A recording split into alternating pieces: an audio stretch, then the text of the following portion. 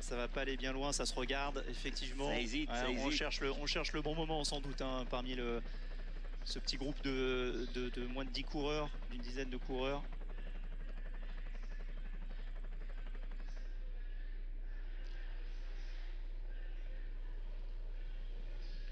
On va arriver bientôt sous la flamme rouge, dès 1 km de l'arrivée. Il y a 2 coureurs de Cofidis, il y en a un qui se sacrifie pour l'autre. Ah là, on a une nouvelle attaque. Effectivement, tout le monde s'observe. Et on laisse partir personne. «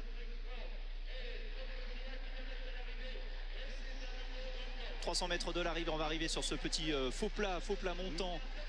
On est arrivé à l'île Chambaud, ça va se disputer encore une fois au sprint, à une centaine de mètres de l'arrivée. Attention parce que il n'y a que 200 mètres, 250 mètres dans ce dernier faux pas montant avec un coureur. Alors je sais, c'est un coureur de Van Driessen Roubaix qui s'impose. Ils sont récompensés des efforts qu'ils ont fait. Parce que c'est l'équipe française, c'est parfaitement mise en valeur sur cette épreuve. Et c'est Rémi Capron de la Van Driessen Roubaix. Rémi Capron qui était bien classé d'ailleurs au général à une trentaine de secondes de Cepeda. Voilà le leader de cette équipe Van Driessen Roubaix qui s'adjuge cette troisième et ultime étape du Tour de l'Ain. Joli coup pour la Van Driessen qui est effectivement cette équipe française qui s'est bien mise en valeur et qui s'est méritée pour cette équipe. Qui reste des échappées. Et puis Maximilien il a essayé de relancer la course et puis derrière moi j'avais juste à m'accrocher dans les bosses. J'étais un peu limite. Alors manifestement il y a un petit problème de son quand même avec Rémi Capron.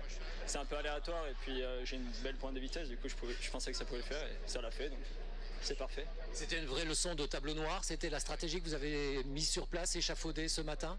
Ouais, la stratégie elle évolue tout au long de la course en fonction de comment elle échappait, à quel moment elle part et tout, mais c'est clair que ça s'est passé parfaitement et puis même encore mieux que ce qu'on pensait parce que j'étais parti dans l'optique juste de garder ma 5e place et du coup je fais du général et je gagne l'étape, donc c'est un peu incroyable. Ouais.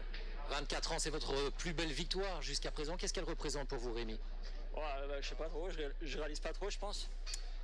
C'est une très grande course, je venais la voir quand j'étais jeune avec mes parents et puis j'ai fait le Tour de l'Ain cadet aussi, donc ça fait bizarre d'être ici avec les pros et même pour l'équipe c'est pas mal, on marche bien depuis le début de l'année et voilà, ça fait plaisir. Ouais. Et c'est votre première saison aussi chez Van Driessen Roubaix, ça doit être une grosse satisfaction? Ouais, c'est clair, c'est la première saison chez Van Driessen Roubaix avec le partenariat avec Van Driessen, donc c'est clair que ça marche bien, ça fait plaisir et puis j'espère que ça va continuer comme ça. Félicitations en tout cas.